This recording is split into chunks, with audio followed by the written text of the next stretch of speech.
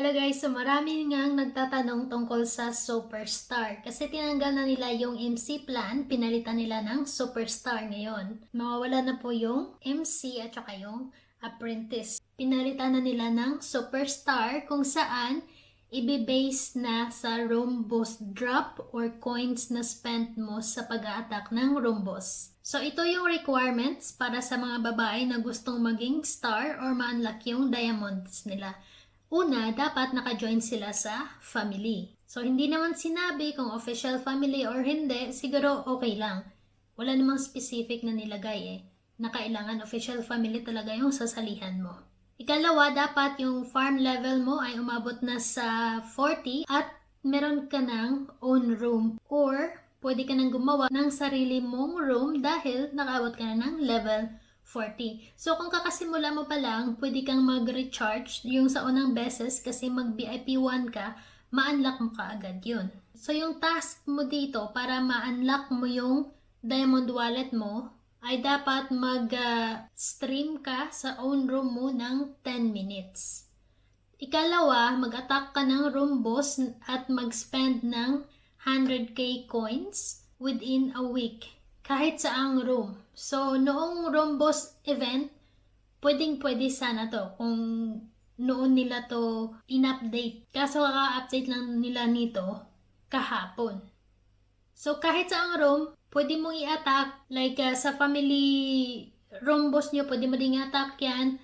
Or kahit saan. Di ba kung nakasali ka sa family, maraming mga rooms dyan, makiusap ka na lang sa may-ari kung pwede mong i-attack yung room nila or i-summon yung monster nila kung gusto mong maabot yung 100k coins na yun. Kapag na-complete mo yung task, yung dalawa dyan, ma-unlock mo yung Diamond Wallet mo at maaari ka nang mag-earn ng 2 ways. 2 ways kasi una, mag-earn ka sa farming, sa red packet, at ikalawa ay na-unlock mo yung Diamond Wallet mo. Kapag nakatanggap ka ng mga gift or nakipag-trade ka, may matatanggap ka na coins at diamonds. Yung diamonds, yung minimum na ma-withdraw mo ay $1 or sa 10k diamonds ay equivalent ng $5 yun. So, dito guys, meron din siyang maintenance. Para ma-maintain mo yung star badge mo, dapat meron kang 50k weekly turnover sa room boss mo. So, dapat may maglaro sa room boss mo or ikaw mismo mag-attack ng room boss mo at makaabot ka ng 50k coins drop. So, yung coins drop na sinasabi ko, di ba pag nag-attack ka, may coins drop yan. Yung drop niya ma-add yan sa coins mo. Tapos mag-attack ka ulit, counted yun. So, parang umiikot-ikot lang siya. Maganda lang ito. Mabilis mo siyang abutin kapag mataas yung skill damage mo. Kasi yung damage mo nakadepende sa skills. Kung mataas yung skills mo, mataas din yung damage mo, mas makasave ka ng coins. Pero kung mababa yung skills mo, mababa din ang damage niya, malakas kumain ng coins. So dito kayo mapapagastos talaga. Kung gusto nyong i-maintain yung star badge nyo.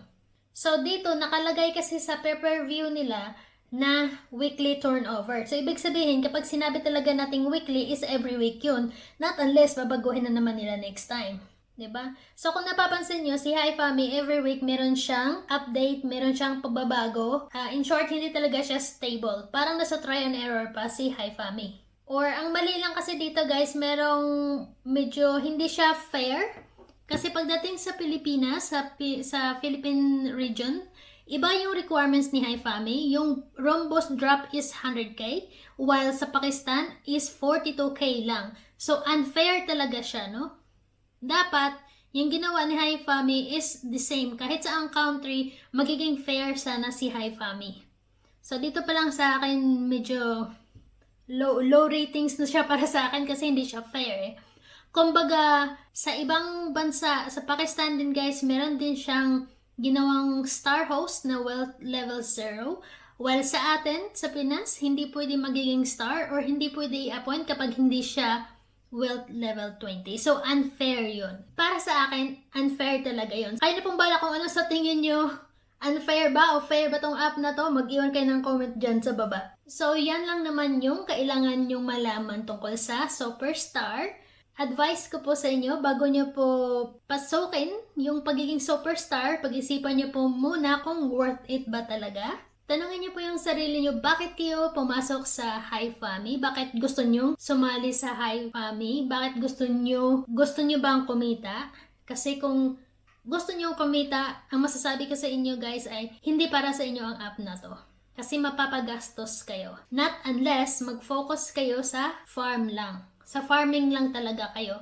Pero kailangan nyo din matyaga kasi matagal siya mapuno. So mga 3 to 4 months nyo mapuno yung $10 na yun. So kung wala naman kayo ibang gagawin, pang extra lang, go kayo sa farm lang talaga. Huwag kayong huwag kayong mag-recharge. Focus na kayo sa farm, gawa ng family task. Tapos online na lang kayo kapag mag-harvest. Uupo kayo para mag-increase 20% yung gold production. Pagkatapos nyong mag-harvest, baba kayo ulit, exit sa app, balik na lang kayo after 20 minutes, umupo, harvest, and then baba ulit sa upuan.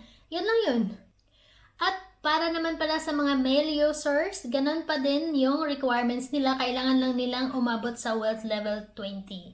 Kapag naabot na nila yon, tapos nakasali sila sa official family, pwede kayong i-appoint ng captain nyo para maging star host. Wala kayo bang gagawin? Magpapa-level up lang, tapos wala kayong weekly maintenance, kagaya sa babae na kailangan may weekly turnover na 50 coins revenue sa room boss nila. So, ayan lang po. Sana may natutunan kayo sa video na to. Huwag nyo po sana kalimutan like and subscribe. You'll see us for our next video. Thank you for watching. Goodbye. Bye!